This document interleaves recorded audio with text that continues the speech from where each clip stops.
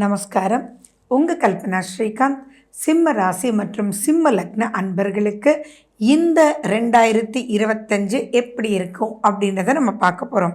First and foremost happy happy happy new year. சரி, 3 கிரகங்களும் வருட பலன் அப்படின்னு பார்க்குறதே சனி பகவான் எப்படி இருக்காங்க, ராகு கேது எப்படி இருக்காங்க, குரு பகவான் எப்படி இருக்கார் அப்படின்றத வச்சுத்தான். ஸோ இந்த 3 கிரகங்களுமே மாற்றம் பெறுது, டிரான்சிட் ஆகிறாங்க, ஒரு இடத்துலேருந்து இன்னொரு இடத்துக்கு மூவ் பண்ணுறாங்க. அதில் உங்களுக்கு எப்படி இருக்குது அப்படின்றது தான் பார்க்க போகிறோம். சரி, ஃபர்ஸ்ட் அண்ட் ஃபார்மோஸ்ட்டுங்க, சிம்ம ராசிக்காரங்கெல்லாம் ஒரே ஒரு விஷயம் நான் சொல்கிறேன், கவலையே படாதீங்க. வரக்கூடிய குரு பெயர்ச்சி படு படு படு யோகமான குரு பெயர்ச்சி. என்ன அப்படின்னா, நிறைய நெகட்டிவ்ங்க, கொஞ்சம் நஞ்சம் இல்லை. என்ன சொல்கிறது, போயும் கேது சிம்மத்தில், 7ல் ராகு, 7ஆம் வீட்டில் இருந்த சனி பகவான் 8ல். அடேங்கப்பா, தலை மேலே பிரச்சனை. என்ன தான் நடக்க போகுதுன்னே தெரியல, எப்படித்தான் இருக்க போகிறோன்னோ தெரியல. அப்படியெல்லாம் தோணுதா?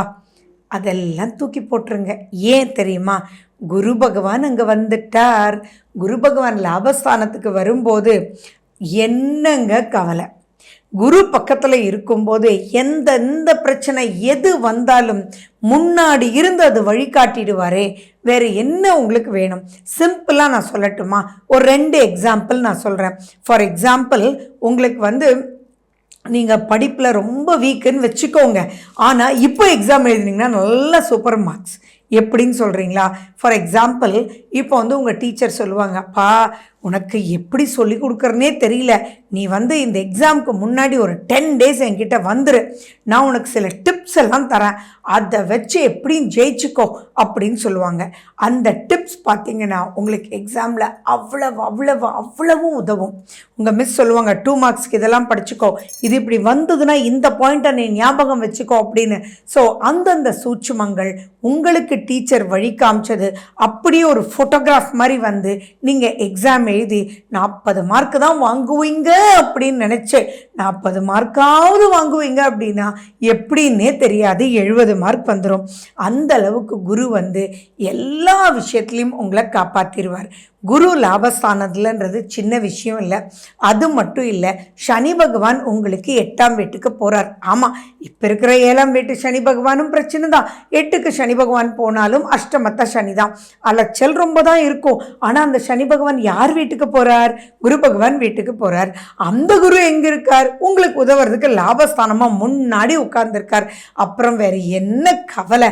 கொஞ்சம் கூட கவலையே கிடையாது. எந்த பிரச்சனை எப்படி வந்தாலும் நீங்கள் மாட்டாமல் சிக்காமல் இருப்பீங்க. இந்த மாதிரி காலகட்டத்தில் தான் நான் பார்த்துருக்கேன். என்னென்னா, ஃபார் எக்ஸாம்பிள், ஒரு பெரிய பிரச்சனையாக இருக்கும் ஆஃபீஸில், டோட்டலி உங்களை எல்லாருமே வேலையை விட்டே தூக்க போகிறேன் அப்படின்னு உங்களுடைய ஹெச்ஆர் சொல்லிடுவாங்க, அவர் உங்களுடைய பாஸ் சொல்லிடுவாங்க, உங்களையே கூப்பிட்டு சொல்லுவாங்க, அதுலேயும் பின் பாயிண்ட் பண்ணுவாங்க, உன்னை நம்பி இப்படி கொடுத்தேனே வச்சேனேன்னு சொல்லி கம்பெனிக்கு பெரிய லாஸ் அப்படின்னு உங்களையே கூப்பிட்டு எல்லாம் பேசுவாங்க. சரி, நாளைக்கு எல்லாருக்குமே ஒரு இன்ஃபர்மேஷன் வரப்போகுது அப்படின்னு நினச்சிட்டே இருப்பீங்க. இதில் பார்த்தீங்க அப்படின்னா எல்லாருக்கும் வந்துடும், ஆனால் உங்களை வேலையை விட்டு தூக்க மாட்டாங்க. ஆச்சரியமாக இருக்கும், என்னடா இது, போய் கேட்டால் நம்மளை மிஸ் பண்ணிட்டாங்க, ஆனால் இது போய் கேட்டதுனால திரும்பி உங்களை தூக்கிடுவாங்களோ அப்படின்ற பயமெல்லாம் வேண்டாம். உங்ககிட்ட இருக்கக்கூடிய ஒரு சிறு நன்மை அவங்களுக்கு தேவைப்படுறதா இருக்கும், அதனால உங்களை வேலைக்கு வச்சுருப்பாங்க. அண்ட் எந்த ஒரு விஷயம் கும்பலாக நெகட்டிவ் நடந்தாலும் நம்ம சொல்லுவோம் இல்லையா, எப்படா இவனை மட்டும் ஸ்டே பேக் பண்ணாங்க, அவன் தான் இருக்கிறதுலே கரெக்டாக பர்ஃபார்ம் பண்ண மாட்டான், ஆனால் எப்படிடா அப்படின்னு சொல்கிறாங்க இல்லையா, அதெல்லாம் இந்த மாதிரி காலகட்டம் தான்.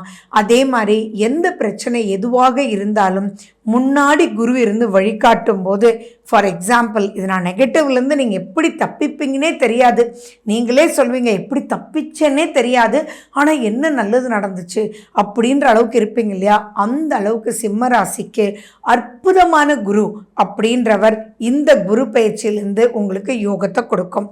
ஸோ டில் தென் கொஞ்சம் வெயிட் பண்ணுங்க. சரி, அதுலேயும் நீங்கள் எதில் எச்சரிக்கையாக இருக்கணும் அப்படின்றதும் நீங்கள் தெரிஞ்சுக்கணும். குரு எல்லா விஷயத்துலையும் தான் காப்பாற்றுறார், அதில் no doubt. But still Ketu உங்களுக்கு லக்னத்திலே வரார், 7ல் ராகு வரார். அப்படி இருக்கும்போது நீங்கள் உங்களுடைய ஆரோக்கியத்தில் கேர் எடுக்கணும், ஆன்மீகத்தோட கனெக்ட் ஆகிடணும். அண்ட் மேலும் பார்த்தீங்கன்னா எது எடுத்தாலும் இமோஷன், கோபம், தாபம், அடேங்கப்பா சிம்மராசினே சொல்லிகிட்டே போகலாம். டக்கு டக்குன்னு வெடுக்குன்னு பேசிடுவீங்க இல்லையா, அதெல்லாம் கண்ட்ரோல் பண்ணிக்கோங்க. எது எடுத்தாலும் நம்மளா கிடையாது, மற்றவங்க வேற நம்ம வேற, நீங்கள் எக்ஸ்பெக்ட் பண்ணுறத மற்றவங்களுக்கு புரிய வைக்கணும் அப்படின்ற ஒரு எண்ணத்தை கொண்டு வந்துட்டீங்கன்னா அது மேலும் அற்புதமான ஒரு ரிசல்ட்டை உங்களுக்கு கொண்டு வந்துடும்.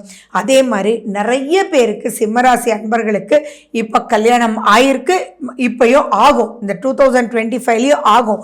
அப்போது புது கல்யாணம் ஆனவங்க கணவன் மனைவியினுடைய ஒற்றுமை எதுலேயும் செதைச்சிடக்கூடாது அப்படின்றதுல காஷனாக இருங்க.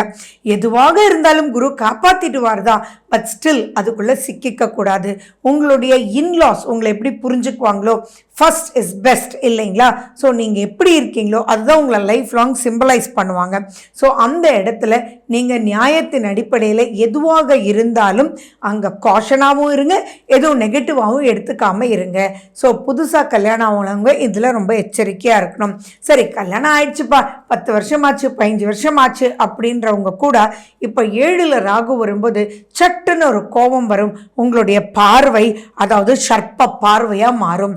அதெல்லாம் கண்ட்ரோல் பண்ணிக்கோங்க. இதெல்லாம் கண்ட்ரோல் பண்ணுறதுக்கு உண்டான வழி அப்படின்னு எடுத்துக்கிட்டிங்கன்னா துர்க்கை அம்மனுடைய வழிபாடு, பைரவர்னுடைய வழிபாடு, லக்ஷ்மி நரசிம்மர்னுடைய வழிபாடு, எதுலேயுமே நிதானம்.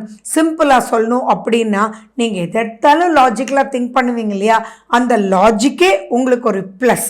என்னென்னா நீங்கள் பேசுறதுக்கு முன்னாடி உங்கள் பிரெயினுக்கு எடுத்துகிட்டு போய் இது இப்படி பேசலாமா, அவங்க ஹர்ட் ஆகிடுவாங்களா அப்படின்ற ஒரு பாயிண்ட்டை மட்டும் மனசில் நினைக்க வச்சிடும் குரு. அதுலேயே நிறையா ஜெயிச்சிடுவீங்க. பட் ஸ்டில் நீங்களும் உங்கள் காஷனாக இருங்க. நான் ஏன் ரெண்டையும் சொல்கிறேன் அப்படின்னா இப்போ நடக்கிற திசா புத்தி அந்தரமும் நிறையா ப்ளே பண்ணும் இல்லையா. கோச்சாரத்தில் குரு வந்து சூப்பராக ஹெல்ப் பண்ணிடுறார், பட் ஸ்டில் அப்படின்றதும் மைண்டில் வச்சுக்கோங்க. அதே மாதிரி அக்டோபர் மாதம் குரு அதிசாரம் எடுக்கிறார். அந்த காலகட்டத்தில் குரு வந்து உங்களுக்கு கடகத்துக்கு வர்றார், அப்போ ஒரு விரயஸ்தானத்துக்கு வருவார். ஸோ இந்த மாதிரி மூமெண்ட்ஸ் எல்லாம் இருக்கும்போது நீங்கள் உங்களுக்குள்ளே கொஞ்சம் காஷனாக இருந்துட்டீங்க அப்படின்னா மேலும் அப்லிஃப்ட்மெண்ட் அப்படின்றது சூப்பராக இருக்கும். சனி பகவானை நினச்சி ரொம்ப பெருசாக கவலைப்பட வேண்டியதில்லை, கொஞ்சம் வெயிட் பண்ணுங்கள்.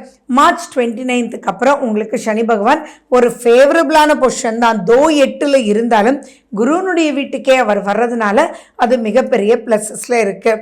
சரி, அரசு வழி அனுகூலங்கள் இருக்குது, பட் எதுலேயுமே உங்களுக்கு நிதானம் தேவை. கண்டிப்பாக டிலே ஆகும், கண்டிப்பாக பிளாக் பண்ணும், ஆனாலும் ரிசல்ட் வந்து ரொம்ப நல்லாயிருக்கும். ஸோ எங்கே போனாலும் எது பண்ணினாலும், ஃபார் எக்ஸாம்பிள் நீங்கள் லைசன்ஸ் ரெனியூவலுக்கு போகிறீங்க, மைண்டை ரெடி பண்ணிக்கோங்க. இன்றைக்கி போனது நடக்கலாம் அல்லது ஒரு 2-3 நாளில் நடக்கலாம், ஆனால் நடக்காமல் இருக்க போகிறது இல்லை. ஸோ இந்த மாதிரி எது எடுத்தாலுமே நீங்கள் வந்து ஈஸி டேக்கிங்காக, ஓகே பாலிசியாக, எதுவும் மைண்டை உங்களை டிஸ்டர்ப் பண்ணாமல் நீங்கள் பார்த்துக்கிட்டிங்கன்னா போதும். உங்களுடைய ஹெல்த் காஷன் ரொம்ப முக்கியம். வார்த்தைகளில் கேர்ஃபுல்லாக இருங்க, யாரையும் புண்படுத்திடாதீங்க.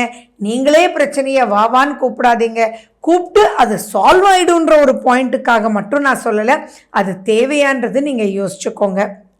ஸோ ஆதித்ய ஹிருதயம் கேளுங்க. நான் சொன்ன இந்த சின்ன சின்ன விஷயங்கள் நீங்கள் பண்ணிங்க அப்படின்னாலே அற்புதமான ஒரு அப்லிஃப்ட்மெண்ட் உங்களுக்கு கிடைக்கும். விநாயகரை கையில் பிடிச்சிக்கோங்க. சங்கடஹர சதுர்த்தி தானம்ன்றது ரொம்பவே உங்களுக்கு ஹெல்ப்ஃபுல்லாக இருக்கும். அதை நீங்கள் ப்ராக்டிஸ் பண்ணி பாருங்கள், சூப்பராக உங்களுக்கு இருக்கும். But second half of 2025 something எக்ஸ்ட்ராடினரியாக இருக்குது. யூஸ் பண்ணுங்கள், வின் பண்ணுங்கள். வாழ்க வளமுடன். நன்றி, வணக்கம்.